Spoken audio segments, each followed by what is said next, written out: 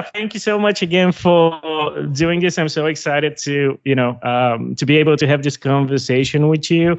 Obviously, I'm sure that you are receiving lots of interest from, from the Bulgarian people with everything that you're doing and so on. Yeah, how actually does it feel for you to be appraised by so many people and so many people to be rooting for you and to be actually proud of you and everything that you're doing? I consider that a huge responsibility, actually. First of all, it all started with me going to schools and speaking in front of children, a lot of kids, Hmm. giving talks just because what I'm interested in and what I've been doing as courses and training is not very well known. It's not common for Bulgarian students and especially a girl.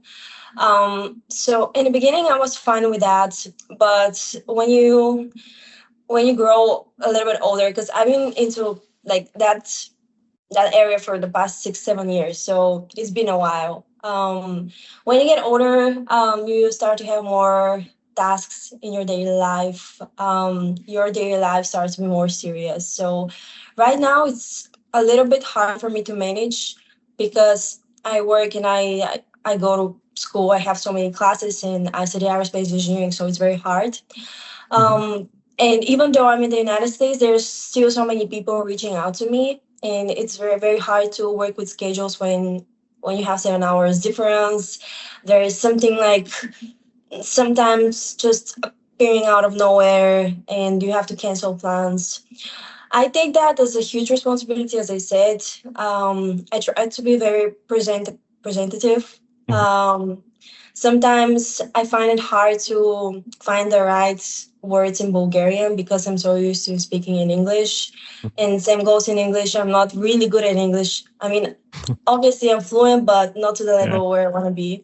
And sometimes because of my busy like schedule, I tend to like not be able to answer people because I don't like staying on my phone 24 Hmm. 7.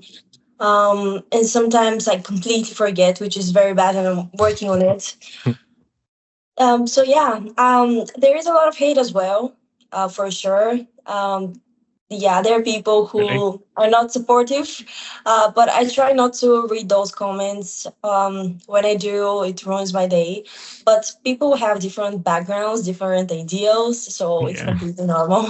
Yeah, it's great that you're so understanding, to be fair, although I can't really imagine why people would be negative towards everything that you are doing. But I guess, nowadays that's something normal. But I'm very interested to hear your perspective in terms of, obviously, as you've mentioned, you have a very hectic, very intense schedule right now. Mhm. So how was it for you to adapt to a daily routine like that, which I assume is so different and, so, something that you haven't been used to before. So how was that process for you like?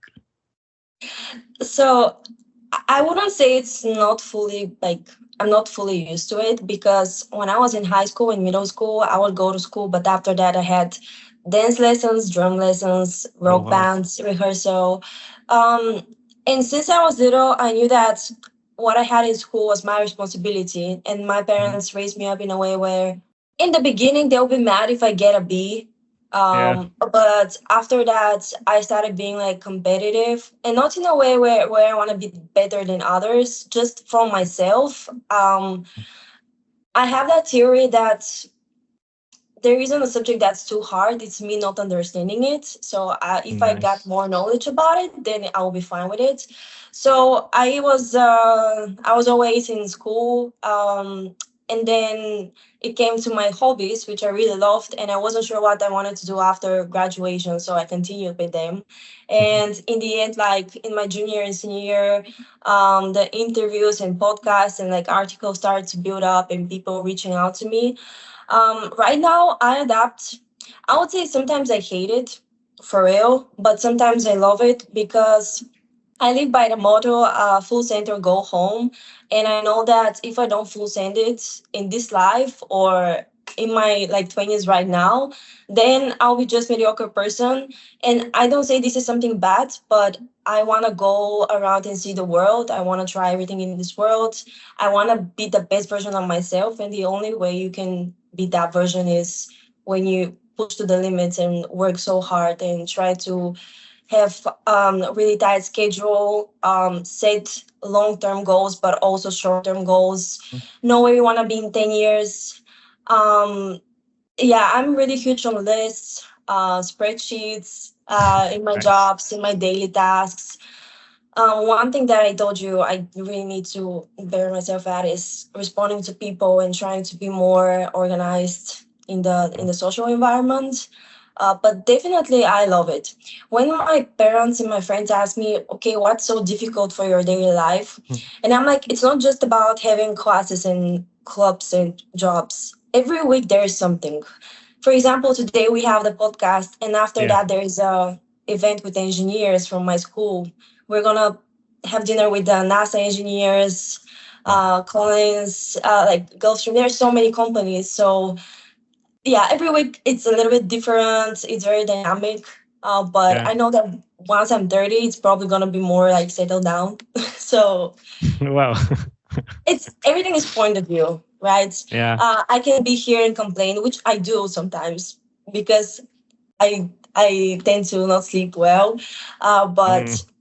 you have two options: be grateful that you're here, or Hmm. stay and complain. Because if I complain, then I can go back home and live in the gray small town, right? Yeah. Yeah. Yeah. So there are a couple of very interesting things that you've mentioned. I really want to double down, but firstly, in terms of your mentality towards the way you want to approach your wife in your activity, this is something that I myself very much associate with. And I would be very interested to hear your point of view in terms of how did you develop this sort of self motivation that you have towards the things you want to achieve and the way that you want to, utilize your existence, I guess, not to sound too pretentious. But yeah, how did you develop this mentality? Is there something specifically that helped you to shape this way of thinking? I would say we as people get motivated and inspired by others. That's for sure. I don't like comparing in a bad way. Now, when I think about it, subconsciously, probably it came from very early age. Because I grew up in a family where I wouldn't say my parents were poor, but they didn't have that much financial Hmm. like freedom to afford everything they wanted. Hmm. I would say that my both of my parents are really smart in managing money. So when I wanted something, for example, the first time I got the phone with the screen or an iPhone, because I love Yeah. pictures, so I really wanted to get an iPhone when I was a teenager, and Nice. I waited until I was 18 to get the iPhone 11, which was like 1 year like old model. And Yeah. I was like, I'm gonna save the money, just like let me buy it. So since I was little, my parents would raise me in a way where if I wanted something, I needed to work hard for it. They would set ultimatums. If I got certain grades, but not just like, oh yeah, go to school this week and get an A. It would be like get A's in that subject until the rest of the year, or um, for example, I really wanted a dog when I was little, and my dad would make me wake up at 6 a.m. and go around the block of apartments, just like walk to show him that I will be responsible enough to wake up in the morning and walk the dog, right? Nice. So that's the motivation that I had when I was little. Hmm. And once I became older, I started reading a lot of books. And obviously, these books were astronaut biographies or like entrepreneur biographies. And I saw the way they think. I learned that because I don't want to be just a space tourist. I really want to be an astronaut in the hard way and go through the hard training. So in all those books, what I read was you need to work super hard. It's all about the journey. It's not about the destination. Mm. Um, and I love to. Sometimes I sit down and I think, oh my God, I wonder where I'm gonna be in 1 year. Yeah. I wonder how many opportunities I would have taken that I wouldn't even imagine right now that I would get. And recently I've been thinking about all the things that happened to me over the past few years, and that motivates me. The fact that life is super surprising, it's super challenging. In January, I was doing a skydiving jump, and it Yeah. was right after my classes. And I was like, if someone told me 2 years ago when I was dying to do skydiving, to get involved with skydiving, that I will go to my dream college in Florida and I will watch rockets, and after classes, I'm gonna go and jump out of a plane during sunset, I would have laughed. And those experiences are super rewarding, like super super rewarding. And I'm so grateful that the steps on my way came like turn out to be like that. Hmm. Because I started going to college in Sofia in Bulgaria, and then Hmm. one decision like turned over my life. So that's a motivation, I would say. I love good films. I love good songs, and most Hmm. importantly, I love good books. But definitely mentorship is a thing. I have people I admire and look up to, and I try to listen to their advice that could be like applicable to my life. Hmm. So people around me inspire me. That's amazing. And another thing I was really fascinated by when it came to your story was the fact that, as you know, especially in small countries, people tend to even limit their dreams. I'm curious to hear from your point of view. Once you decided what you want to do and what you want to accomplish, did you have like a difficult period to imagine this happening and to apply yourself to it? Like, did you hesitate about the possibility of this even being possible for you? I would say no.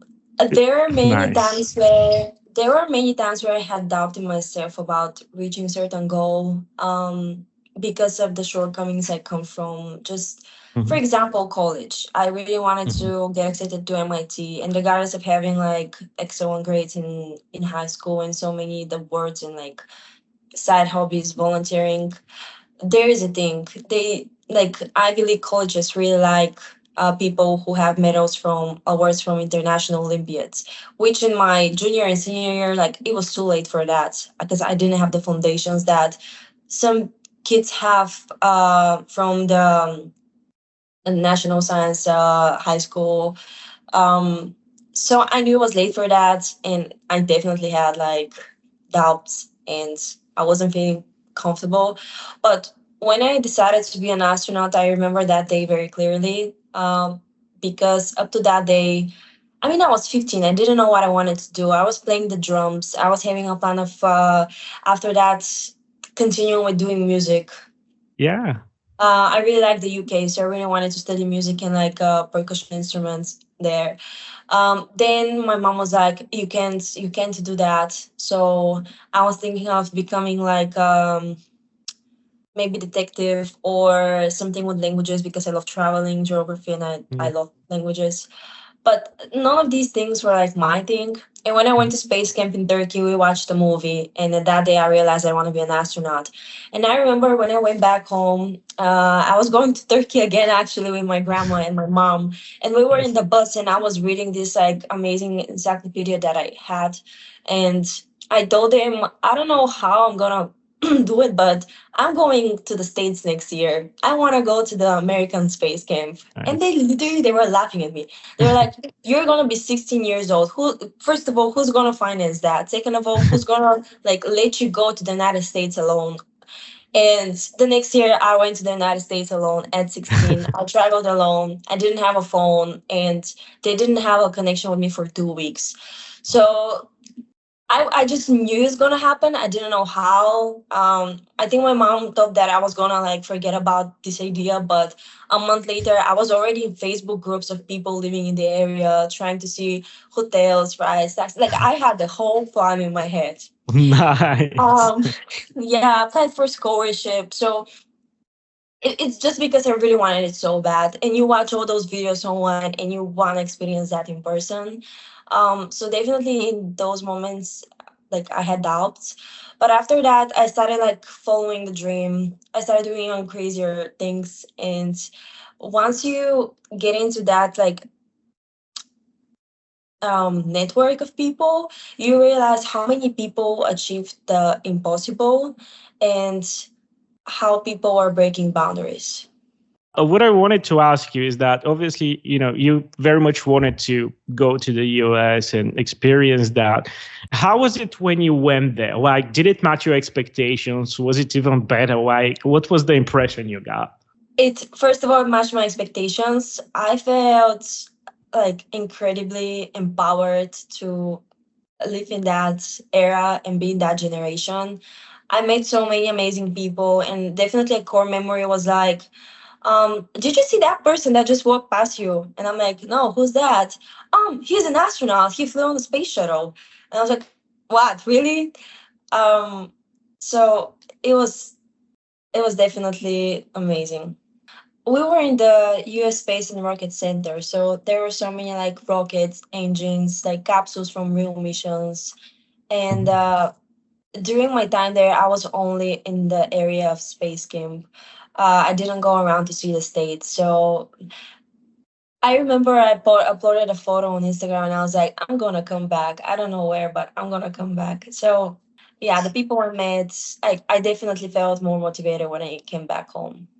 And then Nice. and then COVID hit, so it was still great for me. I think it was great because I got the break that I needed, and Yeah. I changed high schools in my junior year, Mhm. but I definitely missed a lot of opportunities because COVID. It was like that for a while, unfortunately. Everyone. Yeah.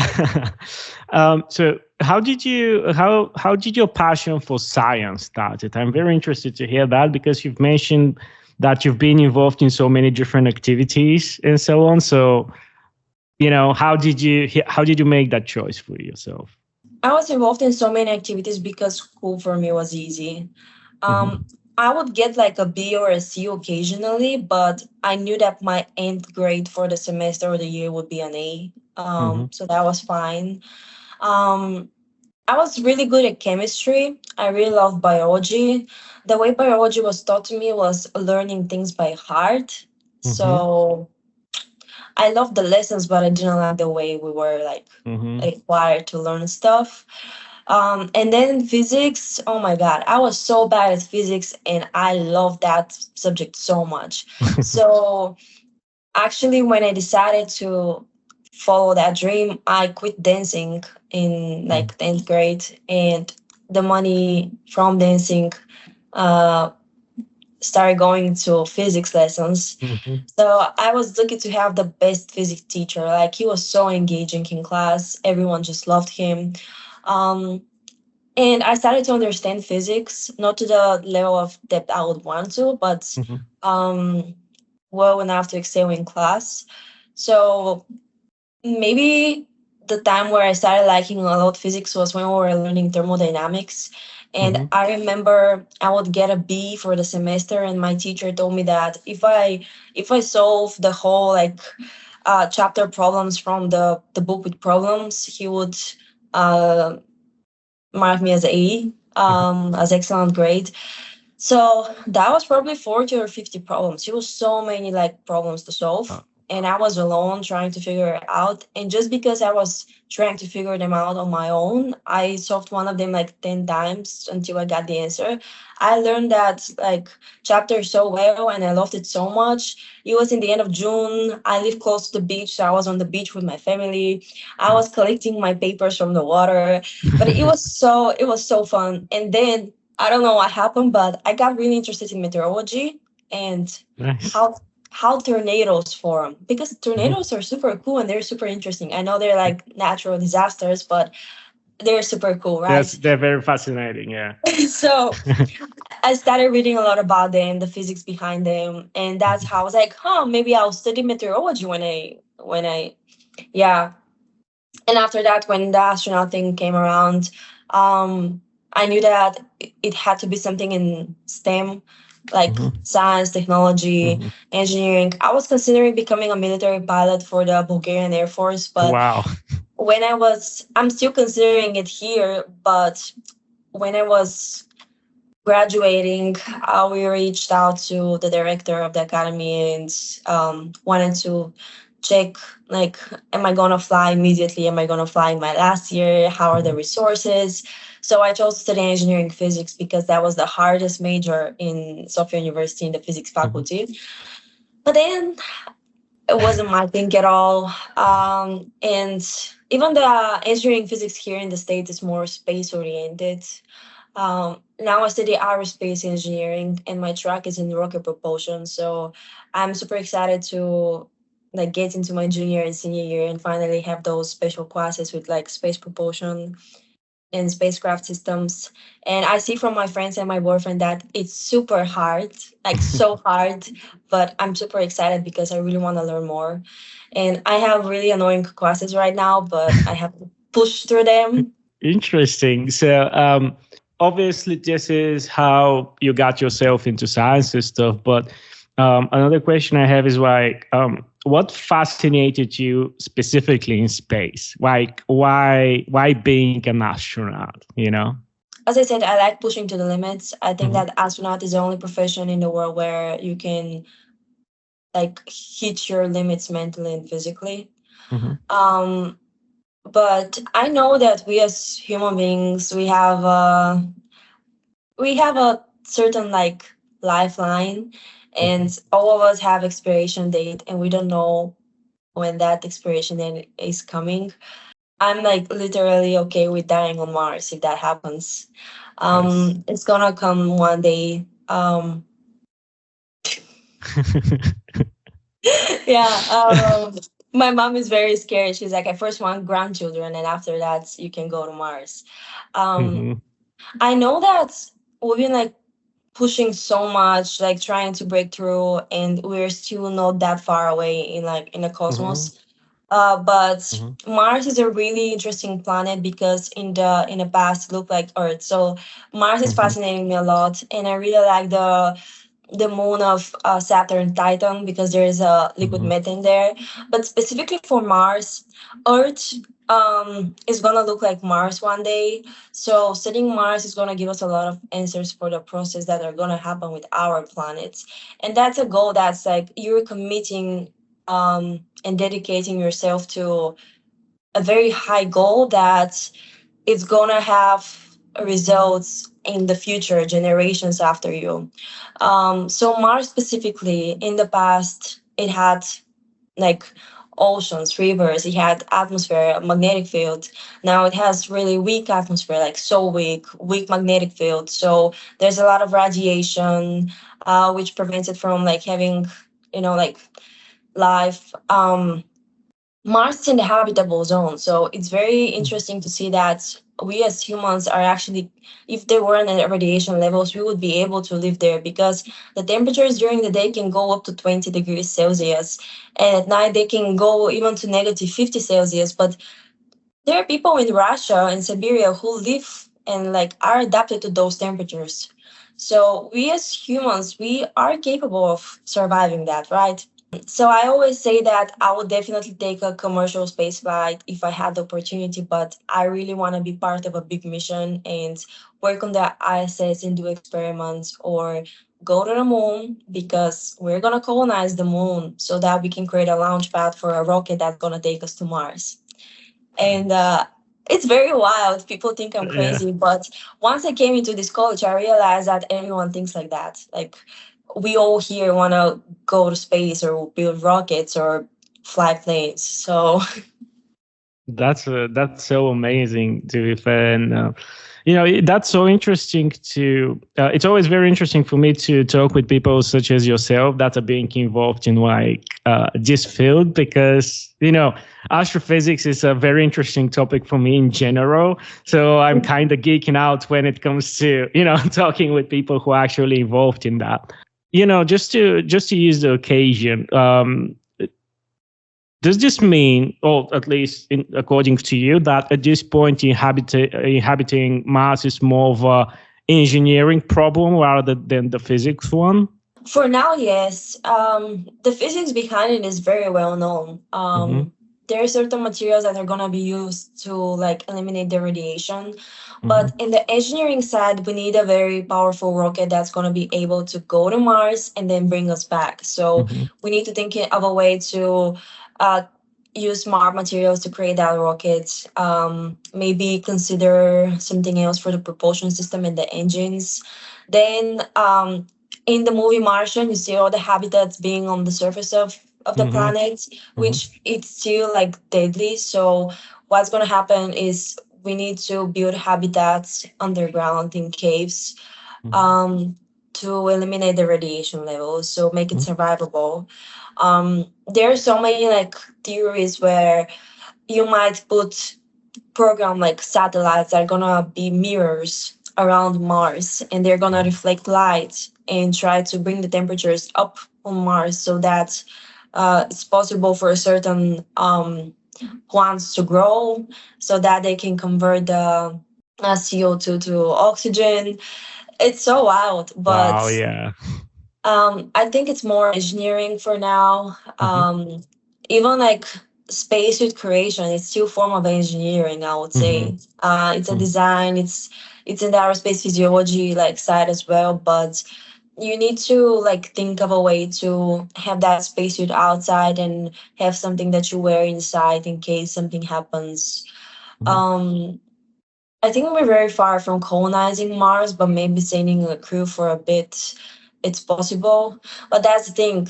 Mars is like between 6 and 9 months away as well. So that's why Mm-hmm. we need a powerful rocket. It's so far away that it's gonna take you 6 or 9 months, depends. And it needs to be in certain alignments so it can Yeah. be the closest to us.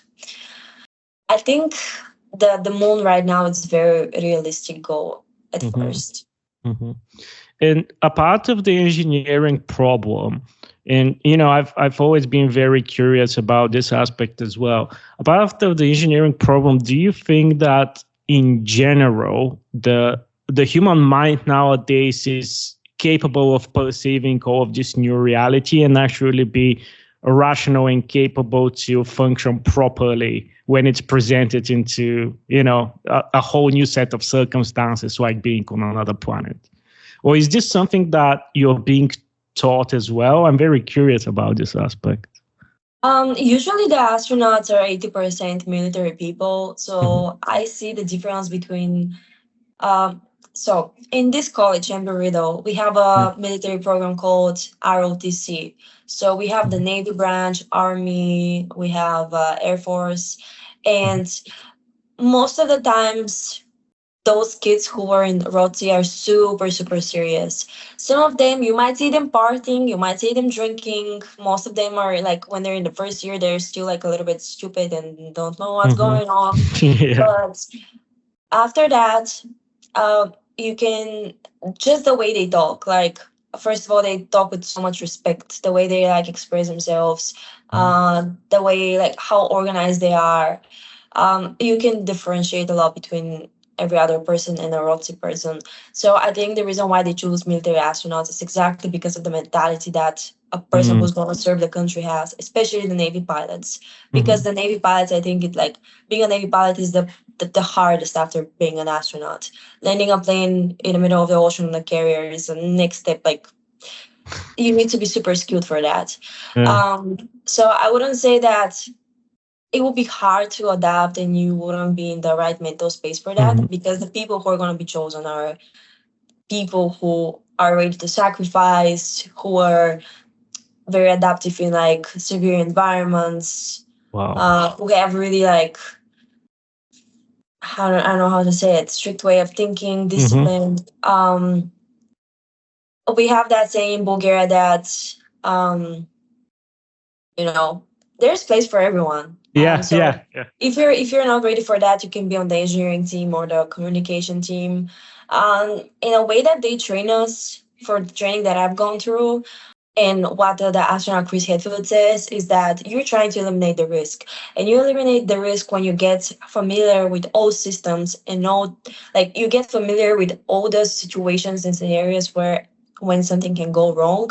So what I've done as training is I did the military survival training. So they ditched us in a helicopter, buckled up in a deep pool, and they turned the helicopter upside down. Sometimes they turn it 180, sometimes 95 degrees, sometimes 50 degrees, sometimes 360 degrees. So you never know when the helicopter is going to stop. And you have only one breath of air. You just see how they turn the lights off, it's windy, the water is cold, you're shivering, and you just hear ditching, ditching, ditching, and the whole helicopter starts flooding, and you're turned around, and you have only one breath of air.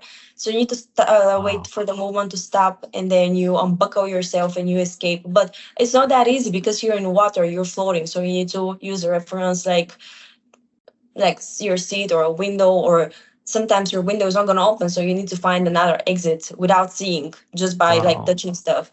So that's very hard. Then we do egress training, which is you go into the Orion space capsule like simulator module in the real size, and they drop the capsule in water, and you have the spacesuit. So you need to escape from that capsule. Sometimes the water is rough, like sometimes there are problems. You work in a team.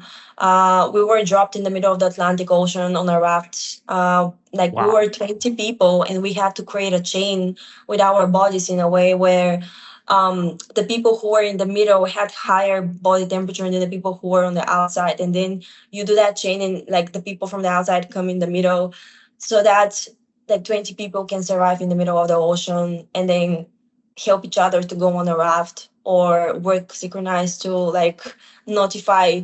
um for example, you go in a column like that, all people, you hold each other's legs, and there's one person in front, and he says left right, so all of you like paddle the water.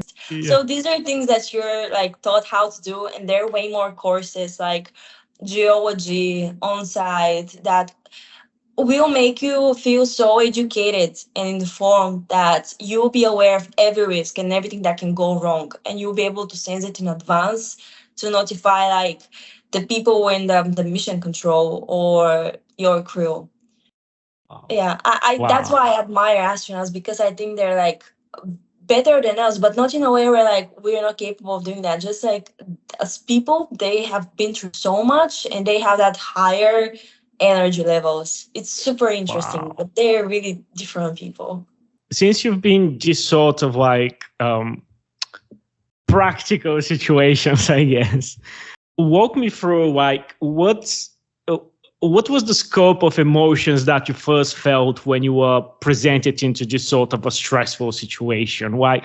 How are you perceiving this information? And I'm just interested to know about the inner brain dynamic that is going through your mind at a situation like that. There were two cases. For example, when we're doing the helicopter ditching process, first thing is that if I don't do that, I won't be an astronaut. I need to go through the hard training here on Earth. And that's what I'm doing. That's why I scuba dive, I skydive, I try to put myself in like stressful situations so I can fully prepare myself. Because that's not going to happen overnight. You need to work years for that. And my mom wouldn't understand me at first why I wanted to do all those crazy things that at first, like first sight, like look not in common at all and not related at all to astronauts, but it is. So then I'm in a team and I see everyone is doing it, and I'm like, yeah, I'm gonna do it because I'm stronger than my fear. Also, fear lasts 1 second because you see the helicopter like cabin flooding and you have that fear, but as soon as the water hits your mouth, you take your breath and you're full focus how to escape. You don't think, oh my god, I'm scared, how am I gonna escape? You think about, okay, what's the next move? It's like a checklist. Hold your breath, wait for it to stop, find reference, escape. And another thing that I've been thinking of is, okay, so there's so many people out there going on a plane, flying. What if that plane crashed in the middle of the ocean? No joke. I've been thinking that. Like, I've been thinking that. And I like sitting next to the emergency exit. And my favorite thing was like, after that training, I was like, super randomly placed on an emergency exit from New York to Germany. And the flight attendant is like, she started explaining to me what are the procedures. And I'm like, I was literally doing that like in water like 10 days ago. So yeah, there's so many people out there not like thinking about the risk. And yes, aviation is like safer than driving a car. But when you drive a car, you're trying to be aware of the others. You know what are the emergency procedures. You know how to stop the car. You're operating the car most of the times. So yeah, I was thinking about that. What if that was actually life or death, and I was in a real life scenario where I had to escape? I was just gonna sit there and complain and not do it, or I was gonna try and do it. So Wow. yeah, that's what I think. I've had a few situations where, like, for example, when I was skydiving one time, I was doing a solo jump, and I remember I did a front flip, and then my altimeter, the device that shows me the altitude, just flew from my hand. So I was like, I don't know the altitude, and I didn't even think about it. I immediately opened my parachute. Like I made the signal and I immediately opened my parachute because when you don't know the altitude, you can't just continue flying and think, oh, it might have been like 20 seconds. I can open it now. You don't trust that because you might think that it's been like 20 seconds and it might have been like 2 minutes and you're dead on the ground. So Wow. I immediately opened my parachute, and then landing, sometimes I had bad landings and I see it coming from before. Like when you land, I saw that I was gonna end up on the runway, but it was too late for me to correct my like direction of flying. So Yeah. I was like, well, that's gonna hurt. That's gonna hurt. But I was like, but you're trying to be in control until the moment you Yeah. like get smashed on the ground. So So you explain how, into when it comes to just sort of stressful situations, you have a very, ordered and allocated thought process in terms of what to do. But do you think this is an approach that every person sort of can get used to, or do you think this is more of a characteristic trait that is dependable on the personality that you are? I feel like if you're motivated enough, every person can get into that mental state.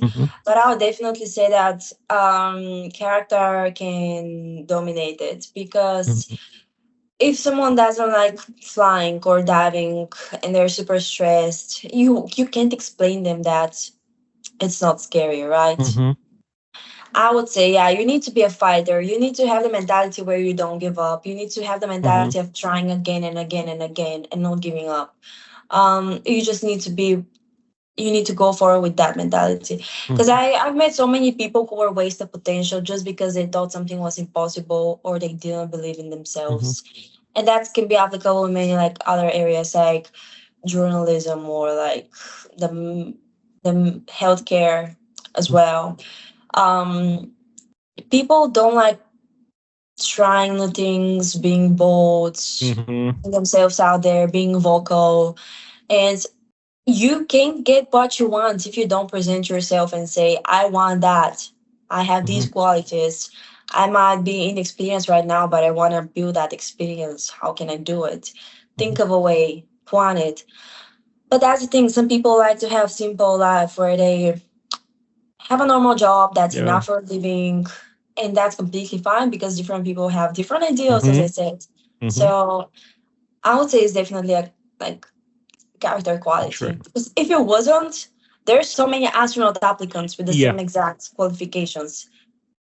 So you need to stand out in a way. You've chosen because of who you are and what you can put Mm. in on the table. Like when you're applying for these sort of schools, are there like this sort of like personality tests where they assess this sort of qualities in yourself?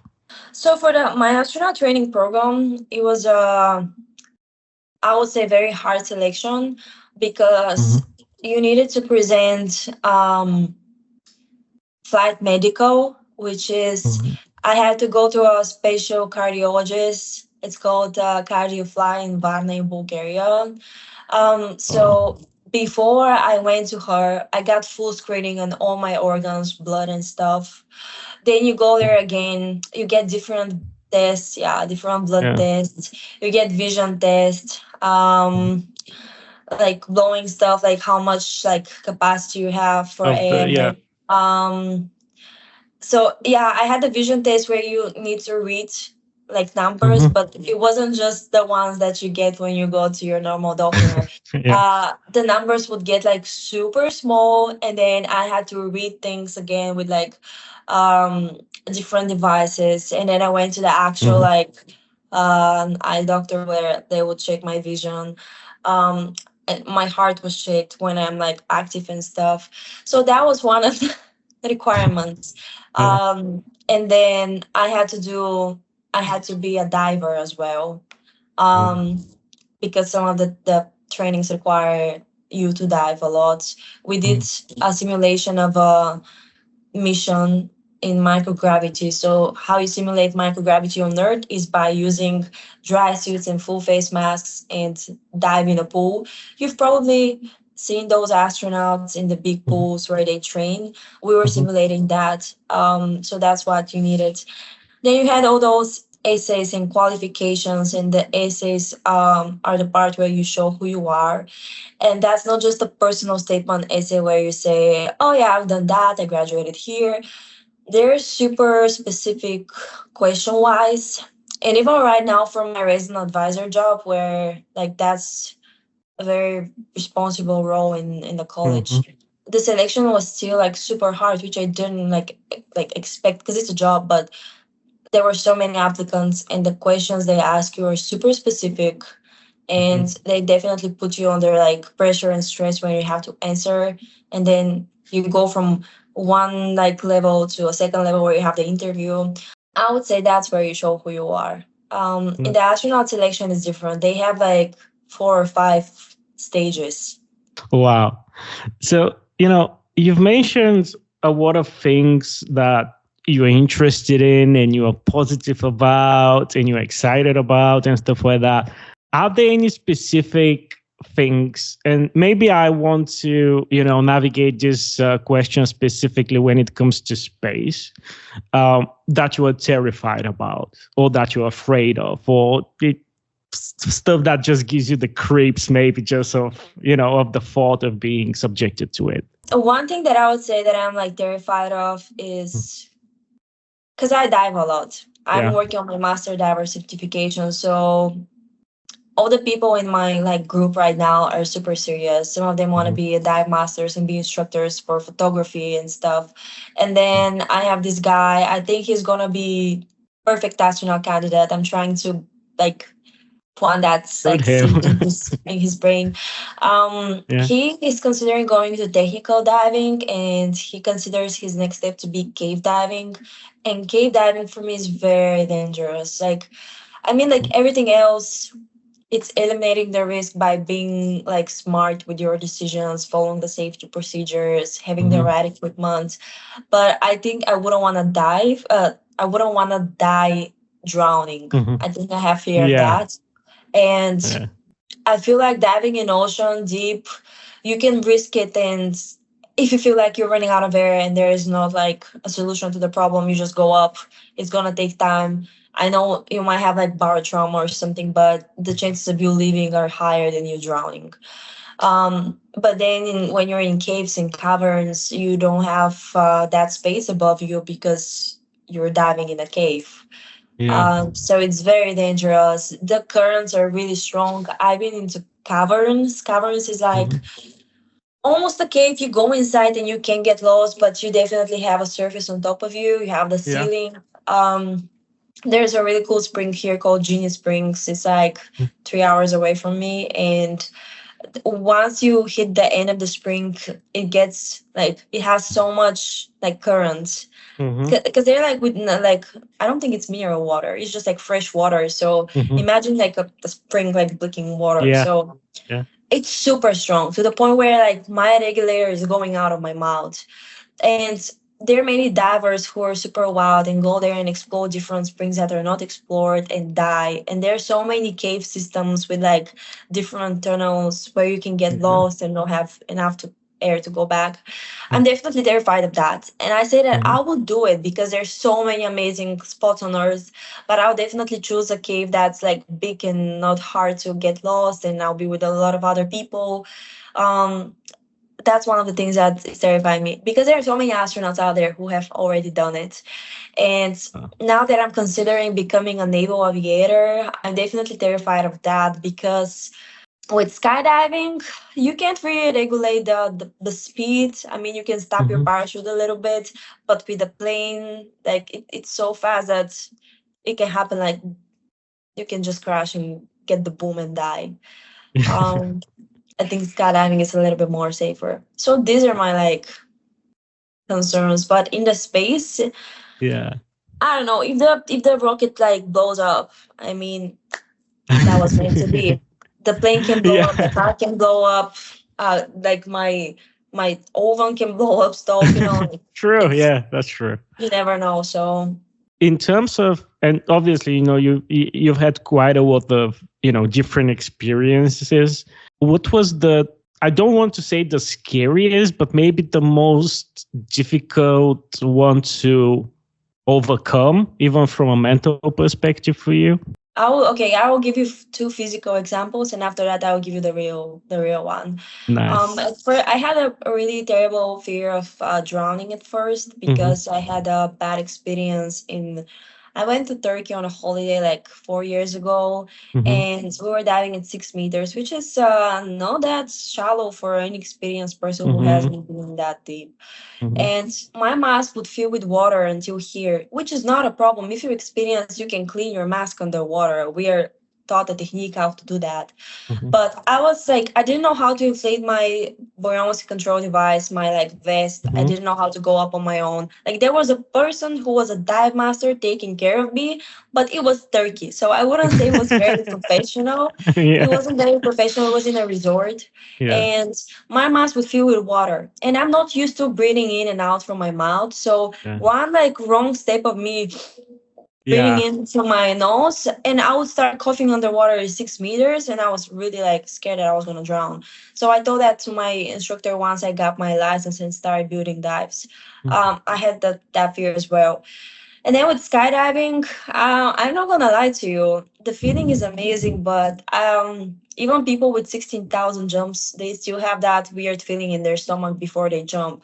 You know Wow. that you know that you're gonna follow the procedures. People think it's super like dangerous and very scary because it's high up, and I understand the concept behind that.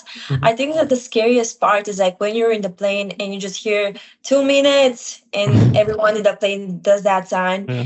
and after 2 minutes, like you start like checking your gear, and after 2 minutes, they just say exit. So they like it's usually a super small plane. So when they say exit, someone opens the door of the plane, and the air is so cold. The Wow. wind is so strong. You just hear that like, bzz, the sound Yeah. of the plane. You smell the fuel of the plane, and it's a really weird feeling. And you know that you're just like full send. You just jump, and once you jump, you don't feel like falling. You feel like floating. You feel like flying. You're on top of the world. And Wow. I had that jump with my instructor. One day, it was so sunny. It felt so peaceful. I won't forget it. But the real part where I think it's super scary mentally is when I started my first campaign to raise money for school. And I somehow like already had that many people like reaching out to me, and like articles going around the internet about me. The scary part comes from the fact that there are many journalists out there who don't care. They just take stuff from your personal profile, upload photos without your permission, put like titles without your permission, something that you didn't say, just for their article to blow up and have so many views. And that's kind of lies the actual like the nation, the people. Because like I'm not a NASA astronaut. I'm training with people from NASA who are like who have been recruiters, who have trained astronauts, who are engineers. We do amazing stuff for real with real companies, but that's not the actual astronaut Yeah. selection. So yeah, there are people like who treat me like an astronaut, and I feel so uncomfortable. And I try to tell them, or sometimes I've been with investors who say, I'm gonna support you, but tell me when you're gonna be an astronaut. And I'm like, I can't tell you. That's not the product. Like you just because you're investing in me, I can't tell you like, oh yeah, I'm gonna be an astronaut tomorrow. Yeah. There's so many things that can go wrong. I just know that at that moment I'm doing my best to be where I'm gonna be, and Mhm. you're investing for my education or because you believe in me, or you just Mhm. want the final product and say it's like put your label on it. The hardest part and the scariest part was definitely misunderstanding with very Mm. important people, lack of communication, miscommunication, Mhm. because from my side I was very young, like 18, 19, didn't know how to Mhm. react, didn't know how to be there for myself. And then you see like opposite of you is a person who has so much experience, like a person who cares about branding company and stuff, and you both have different desires and needs. And it's like you're there innocent wanting like something from your heart and just asking for help, and then someone else is like opposite of you seeing you as a product. Yeah. So that was very scary. Just like open up Facebook, seeing like 4,000 likes on a Mhm. post, so many bad comments. There was, I remember last January when I did my second campaign, because my parents took a loan to cover my semester. I'm Mhm. applying for scholarships. I'm trying my best, but it's still so expensive. Mhm. And yeah, it was my choice to come here, but now I see that it's the right environment. Like I see rockets, Yeah. planes, like we work with astronauts, fighter pilots, the companies, opportunities for real. There's no Yeah. equivalent. So when I did the second campaign last January, I was in class and I get a call from my mom, and she was like, "You should see what has been like going about you online." And I was like, already, I have really bad anxiety and I Mhm. can work under anxiety, which is bad. And then I open Instagram, like articles, articles, articles. I open TikTok, articles. I open YouTube. And then on YouTube, I see a really bad comment about me, how I could go and be a sex worker and how I could finance college. So there are like that type of comments that would go around. And that was definitely very like unpleasant and scary because my mental health was very bad. Mhm. So I think in that area, the mental health was definitely Mhm. not okay. Yeah, just kind of, plays to my the next thing I wanted to ask you is that because I assume you, as you've mentioned, you feel quite a lot of pressure from this whole situation, Mhm. and in terms of people's expectations and the way they approach situations, because we obviously know there's a very specific way people in the country, Yeah, uh, exactly. perceive these sort of things. Where you are at like at this particular moment in terms of dealing with this information, like are you comfortable in the way in the way you work with it, in the way you perceive it, or yeah, are you warning towards it? I would say that I'm still not comfortable because I don't think it's normal to go out there and justify yourself and explain all of your actions. Absolutely, yeah. For example, last year I was doing the fundraising campaign and I went to Wales in the UK for Christmas, like a New Year's Eve. And my parents said, don't upload pictures online because you're here asking for money and then people see you and they're gonna think, oh, she's on a holiday. But in reality, the flight ticket from Sofia to Florida was like went double in price. So I Yeah. found it I found a cheap flight from Ryanair from Sofia to Wales, Yeah. and I went there to see my best friend for 10 days. I literally stayed at home with her. And then I caught a bus for £7 to London because I found a super cheap flight that was Yeah. direct from London to um Florida, and Yeah. I visited my classmate there. So it wasn't just going around sightseeing. I literally was in London for 4 hours waiting for my flight. But what people can see is like very different, and I'm like, I don't want to withhold and not like post a story with my best Yeah. friend in London because someone is gonna think something. Yeah. And I think, as I said, I don't think it's normal to go out there, justify yourself, explain your actions, not have a privacy and private life, because no people don't know what's going on. There was this girl. She was like it's probably so cool going in Florida and riding a jet ski. And I'm Yeah. like, I'm literally on a birthday party of a friend from here who invited me, and that's in his house. I'm here, like, providing all the financial documents for college, working, Yeah. doing my stuff, and it's Yeah. very, very, very hard compared to like studying international relations in Mm. the Open University. Yeah. In Netherlands. I don't say specifically, like everyone is going through their stuff, but I'm not Yeah. feeling okay. My mental Yeah. health is not really okay. That's why I'm trying not to be very like involved with media. Hmm. And sometimes people get mad at me for not like posting stuff, because when you're supported by companies, they have expectations for you to. Hmm. But Hmm. I would say that in the past, there have been people who used me for that, like Yeah. advertising, and then they didn't do what they said they would do, like support me. Or there were people who lost my time a lot. And yeah, I try to be really close with my mom because she obviously knows what's going on with everything. Mhm. She grounds me like when I'm super stressed. Nice. Nice. What are some other ways that you do just for relaxing and spending time with yourself, just to wind off everything? Right now in the States, I really like going to Wawa. Wawa is a gas station here, and my Nice. friends, in the past, we made kind of like a tradition of going every Wednesday and getting a milkshake. But Nice. this semester has been wild, so it's very hard. I like going to the beach here because it's very Hmm. close. So me and my Hmm. boyfriend made it like we go there once a month. It's very pretty. Like the sky is so pretty. The environment Nice. is so nice. There's a lighthouse, but I like playing pool, Hmm. billiards. Yeah. And when I'm in Bulgaria, my favorite is going fishing with my dad. Nice. I would say that my family is like family Adams, so it's very constant yelling. One day we like love each other, the next day it's like we don't talk to each other. It's actually bad, but Yeah. when I'm there, my friends can say like I want to go back to the States. I can't stand them. I don't want to be there. And once they come here, I'm like I miss them. I guess that's part of the Bulgarian family. It's just a lot of emotions all the time.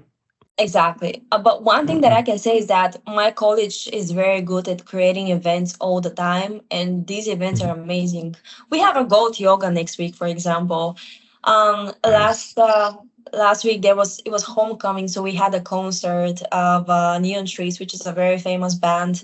And I really like watching rocket launches. And one of my favorite things is like we live next to the NASCAR arena, so yeah, we don't host Formula, but we host Rolex 24, Daytona 500. Like, yeah. Nice. So I went Yeah. there one time. My friends had tickets, and I love it because after every competition, there are like fireworks going off for like 3 or 4 minutes, like so long, and it's Nice. so pretty. And it's right next to like above the airport.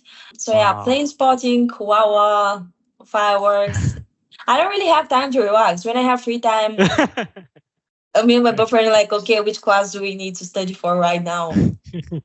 Or how applying for internships, scholarships, looking for opportunities. That's what's going on. Wow. Yeah, I'm actually not surprised to hear that.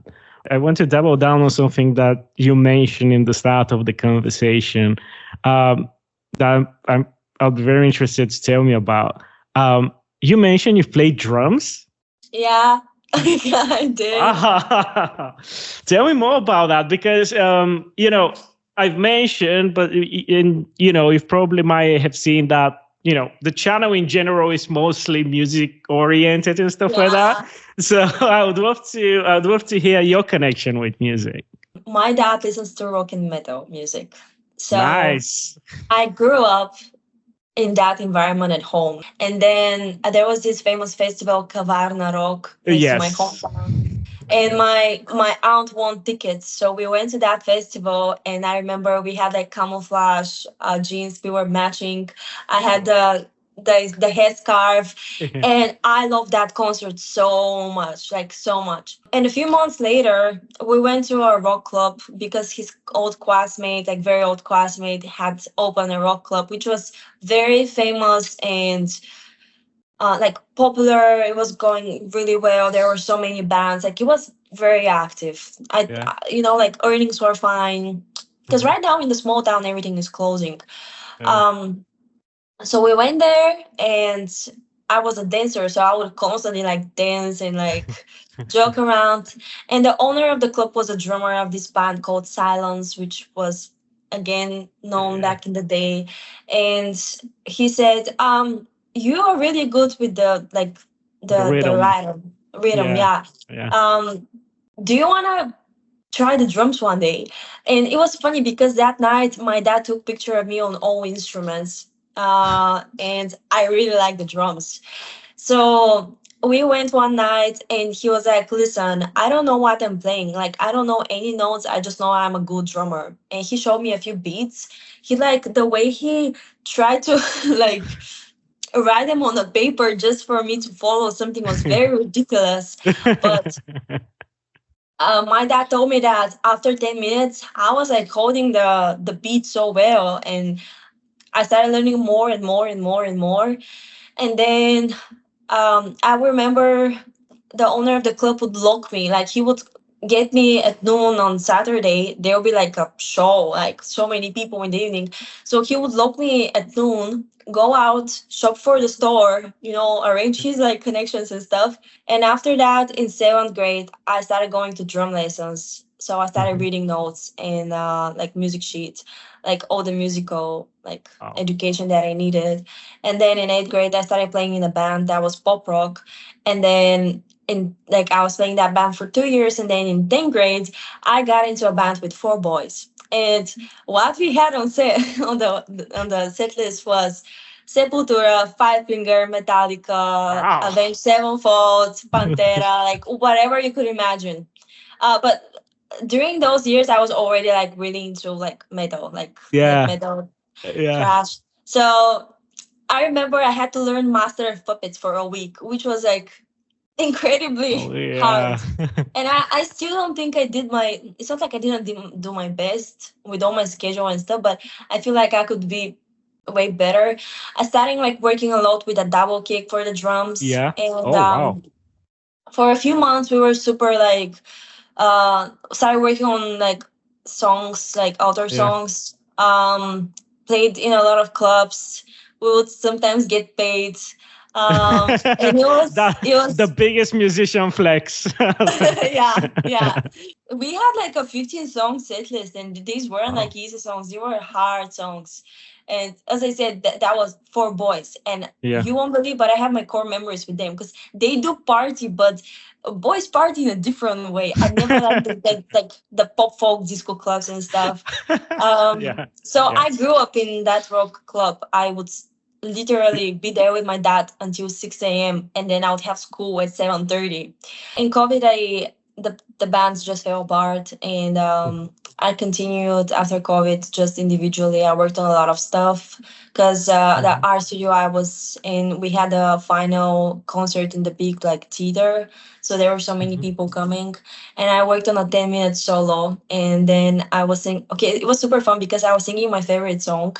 I start singing the song, and then in the end of the song, I go behind the drums and continue singing and playing the drums.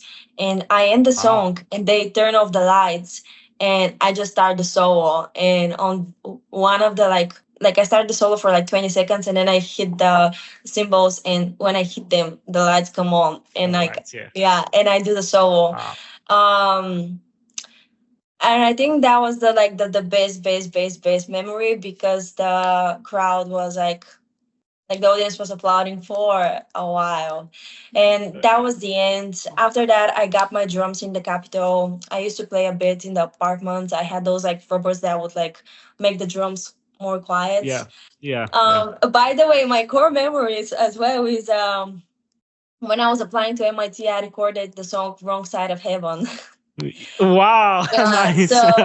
that was my artistic project. I went to a studio, I recorded a song, we shot the video for it, and then I put it on Instagram. And Ivan Moody, the frontman, he Yeah. he he commented twice my video and reposted it a couple of times.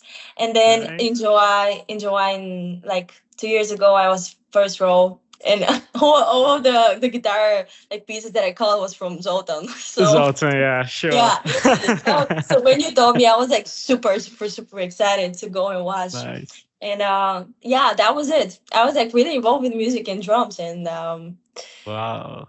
people wouldn't imagine, but I had a piercing here. I had black hair, black clothes. Like I was totally into that era. So, Totally into the scene, yeah.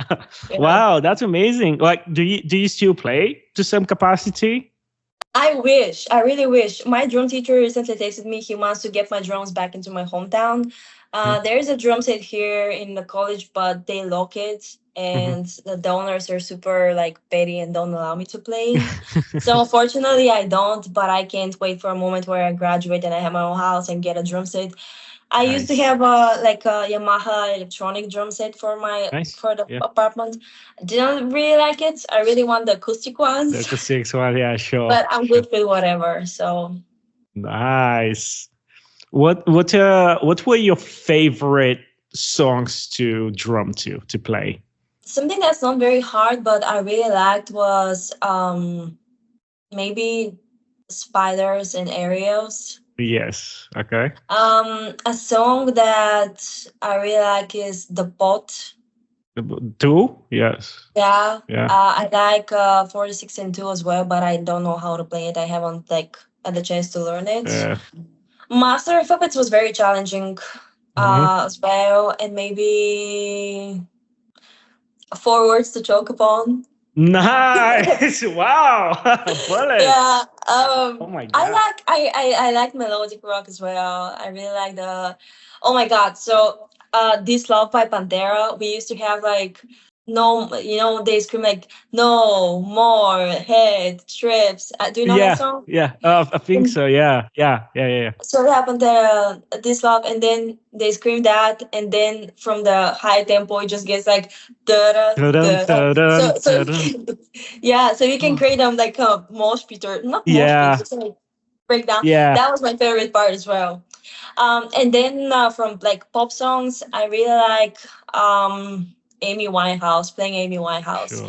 and one probably my favorite like song in that with that band was Sex on Fire, because I used to Yeah. play with the I don't know how it's in English.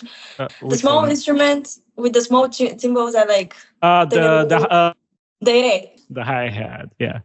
yeah. Nice. Nice, So, nice. I wasn't expecting to hear about you liking Bullet for My Valentine and stuff like that, to be fair. Are you still listening mainly to like rock and metal at that point as well? To be honest, when I moved to the States, I started listening to a lot of country. Nice. I love Nice. country. Yes, I do. I really like. My dad is a little bit of a hater. He doesn't like the new songs and the way Five Finger formed, but I'm still a huge fan. I like Tool. I like Pantera, and I still listen to them a lot. But mainly, I listen to country. I like. I don't know if you know these artists. I like Khalid. Yeah, sure. Yeah. It really just depends on my mood. Sometimes when I'm studying, I literally listen to like classical music, like Yeah, sure. piano and Yeah. stuff. It's all about the vibe of the day. If I want to Yeah. cry or be happy or be sassy. I gotcha. That's nice. You've also mentioned that you liked reading, you liked movies as well. Can you give me like some of your favorite books or movies? I'll be interested to hear about those as well. So for books, when I was little, I really liked Roald Dahl. He's like children's literature.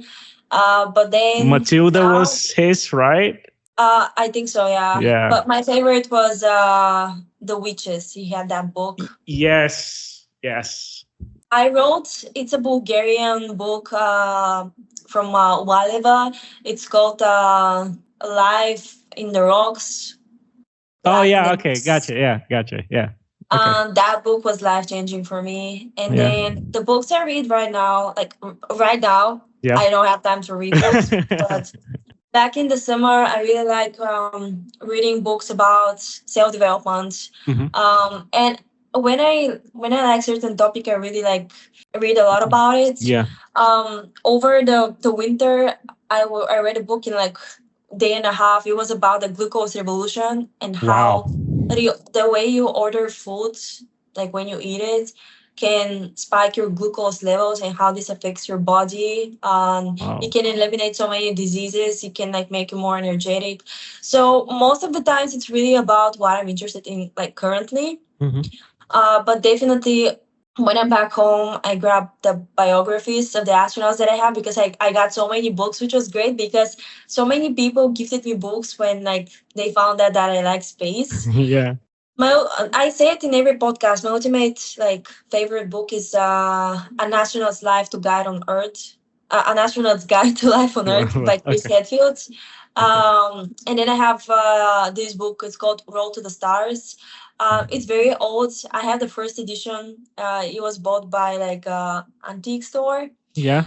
It has a lot of rocketry. It's not famous at all. It Hmm. starts with how the human life is gonna be in like 50 years, where we're gonna be as like just a race, and Yeah. then starts talking about the space race and rocketry, and like it's very interesting. And Hmm. like for self development, I have a book that's called Emotional Balance. So Okay. I like that book. I don't know the author, Hmm. and yeah. Nice. For movies, um, it's funny because my boyfriend just got me into Studio Ghibli. Do you know N- Studio Ghibli? Oh, of course. So Nice. Nice. I was like, I don't like anime. I don't think I can like something like that. It's not really anime, but it's if These are beautiful. yeah. So we watched First Spirited Away, and then we watched House Moving Castle, and I loved those movies so much. Like I literally would wake up in the morning and think, oh my god, I can't wait to start watching it again. Yeah, it's so amazing. It's that's a very good suggestion. To be fair, Yeah. especially Spirited Away is like it's absolutely amazing how these movies have been developed as well. So that's a I was great surprised choice. they're old. I was surprised they're old, and you see so many like weird things in the movies that you can't think someone can like sit down and like invent and create, and it has so much story and it's like I don't know, even the sounds in the movie, the effects, like the recording, it's so pleasing It's for the soul. it's absolute art, and I absolutely love in them that the director, the way that they done the movies is not like they scripted them in advance, but they write them so the story unfolds with them doing it. So they never plan a specific ending, but they just let the story develops itself, which I think Yeah, it's so creative. It's amazing. I have a question. Have you Yeah. seen Gundi? Not yet. Not yet, to be fair. I watched it last week Oh, what did you think about it? in the States. Wow. Okay, nice. So it's funny because I was supposed to go with my skydiving club to indoor skydiving. Yeah. And if someone hears that I chose going to a cinema to watch Gunji instead of skydiving, probably be like, "Are you crazy?" But I really wanted to watch the movie. It was amazing. Like it just shows a traditional real love, the Mm, way the party like had influence on the yeah. person inside. I was talking to my mom after that if the death was staged, Yeah. like the car crash. And she Yeah. was like, there are so many conspiracy theories. I think that movie should be nominated for Oscar, and I really, really hope it can be like worldwide recognized because it was made in wow, like cinematography, like it was very nice. It's so cool, and I'm actually so proud and happy to see this whole thing going on actually in the country, and having a movie of this quality, because otherwise, it's not like we have a very good streak in terms of modern movies performing Yeah, well. And seeing this being the highest grossing cinema movie in the country, in the history, it's so cool to see it, to see it happening, to see people supporting it. I think it's just fantastic in general for the nation. exactly. And also, fun fact, one of my best friends, she graduated the National Academy of Yeah. Film and Theater Arts, Yeah. like Yeah. I think last year or 2 years ago.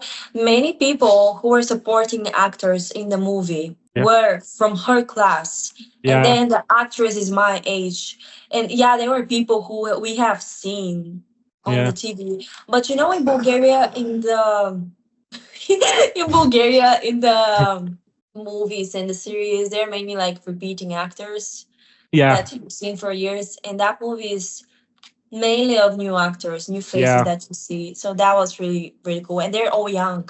Yeah, and it's amazing because there's a whole new line of this new generation of movies coming up. So, I think so. it would be very exciting to hear that. To see that rather. But Yeah. yeah. But it's great that you liked it too. Other than that, like what sort of movies are you into in general? Oh, I first of all really don't have time for Yeah. movies. Yeah. Usually I watch movies when they're out in the cinemas and I like something. Like, Mhm. oh my god, the new movie, I think Fly Me to the Moon or something like that. It was out in the Yeah. cinemas over the summer with Channing Tatum. Yeah. That movie was so good. It was so fun. There was so many like science behind it. I love that movie. Then I like natural disaster movies. Nice. I don't really like. I've never seen a Marvel movie. I Yeah. went to Doctor Strange and I fell asleep on the first 10 minutes. I have seen only half of the first Harry Potter movie. No, I've never seen Game of Thrones. I really like Nice. classics. Like I like Pirates of the Caribbean. I went Have you watched Oppenheimer? no, no, I haven't. I recently watched the theory of Of everything. everything, yeah. That was For Stephen amazing. Hawking movie. Yeah, that Yeah. was amazing. I really Yeah. liked Wonka with Yeah. Timothy Chalamet. Showman. Yeah. I tried to watch. Yeah, I watched like Barbie and The Little Mermaid. Those movies Yeah. that are because Yeah. if people like them, there's a reason for that. If they're so, I'm trying to. I'm probably gonna watch Oppenheimer on the winter break when like I have the 3 hours to watch it Yeah. at once and not like cut the movie. Yeah. Yeah.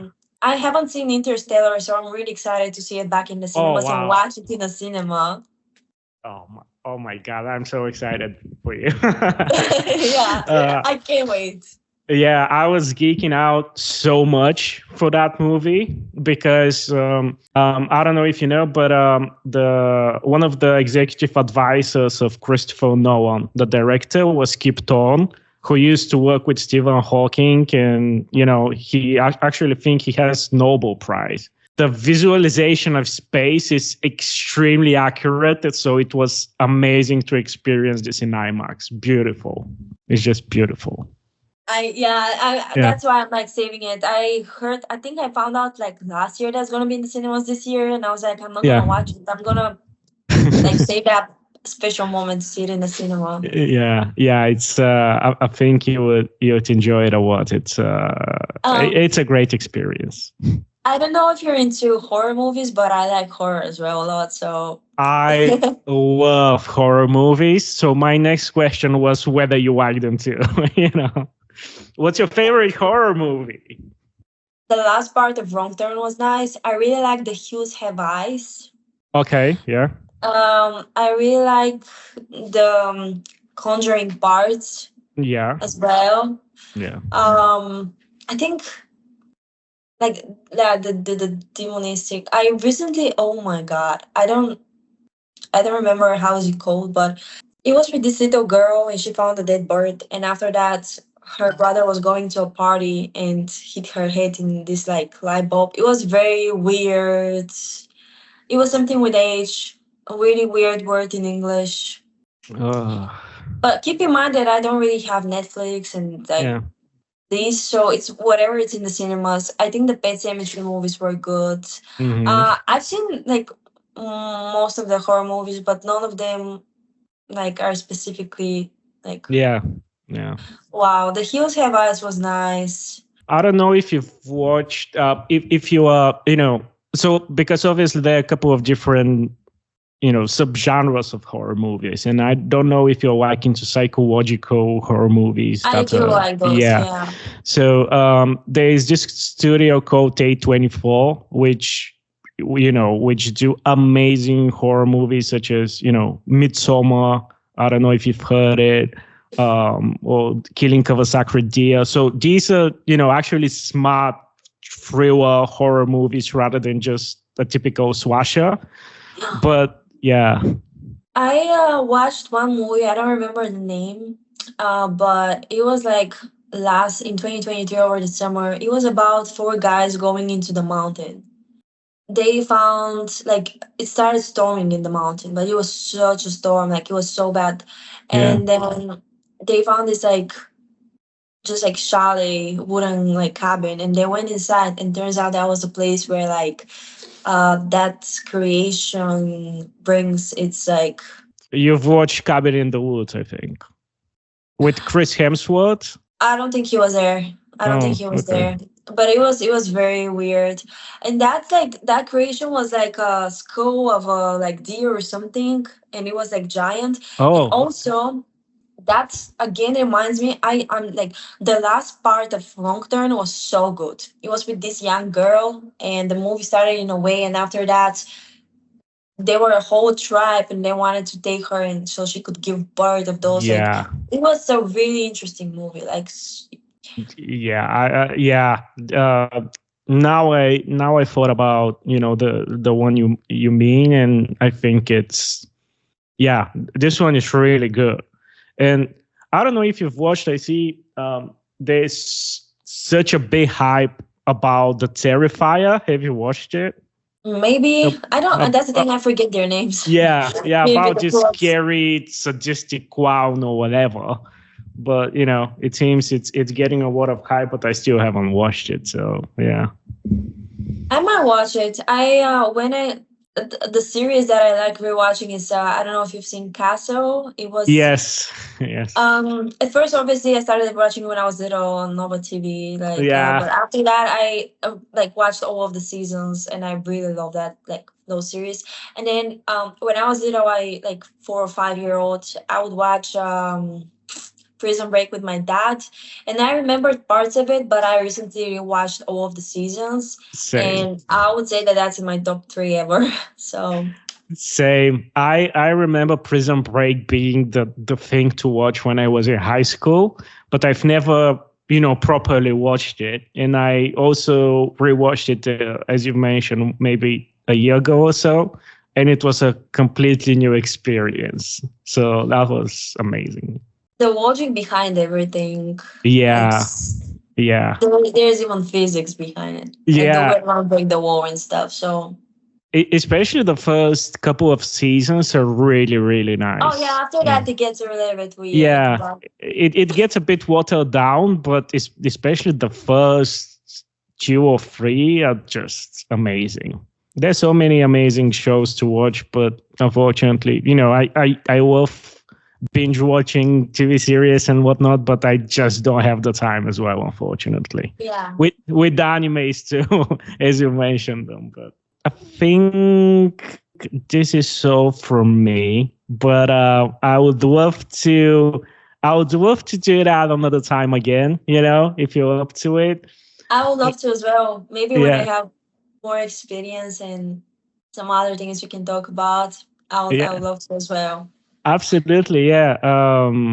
We'll do that, and I would just love to sort of follow your journey on everything that you are going through. I think it's so amazing, and it's so interesting because usually I talk with people who have been through the experiences and always talk about them in a retrospective fashion. But what I find it very fascinating with you is that we can actually follow your thoughts while you're experiencing this, which I think it's so interesting. Oh, So yeah. thank you so much. Of course. I would say that you're a really interesting like host, because the way you ask the questions, it's not obviously there were topics that I had to like talk about fundamentally that everyone asked me about, but the questions were very in depth and very weird, and not everyone like thinks about them, asking me like the mental state, the character of the people who are selected. So thank you so much for being an amazing host. No, as well. my pleasure. My pleasure. I'm very glad that you think so. And you've mentioned Zoltan. I guess that's why me and him bonded that much, just because we're talking just about weird things, as you mentioned. So that's I guess my sort of my thing. But I'm very glad that you are also open to discussing stuff like that, because for many people it's difficult to open themselves on that level. So it's difficult to extract interesting information, but it's great that you have this level of self-assessment where you actually can discuss all of those things that we're talking about. Thank you so much. Yeah. It took me time to realize how to talk about it with the right words and present it in a way where people will believe me and understand what we actually did. Yeah. Especially, I think in English it's way easier because I did the training in English. Yeah, absolutely. Sometimes translating into Bulgarian doesn't seem like that powerful. As if it just sounds funny, to be fair, sometimes, Yeah. It's just it's strange. My boyfriend came to watch Gundi with me actually, and I was sometimes I was looking at the subtitles to see how they were translating things. Yeah. There's so many Bulgarian phrases that we have that when you translate them in English, they just lose their magic. Yeah, I can imagine. Yeah, I can imagine. I used to, because I was studying and living in England for probably 8 or 10 years or something like that. And I used to sometimes, get my, uni mates to go to the cinema with me or watch a Bulgarian movie or come to Bulgaria and stuff like that. And it was all the same, they never got they never understood anything properly. So I know what you mean. And especially when it comes to this sort of topics that are completely based on English terminology and stuff like that. It's, because it happened to me during interviews and stuff like that, where I need to talk about something in Bulgarian. It's just not I don't know. It's it's not random. Yeah, exactly. That's the best explanation. Yeah. That's absolutely the best explanation. Thank you so much again for this. Thank you for your time. I'd love to stay in touch and to get a part 2 at some point in the future. Thank you so much as well, and I'll keep in touch with you on LinkedIn and yes, endeavors as well. Yes, it was a pleasure for me to join you today, for real. Same, likewise.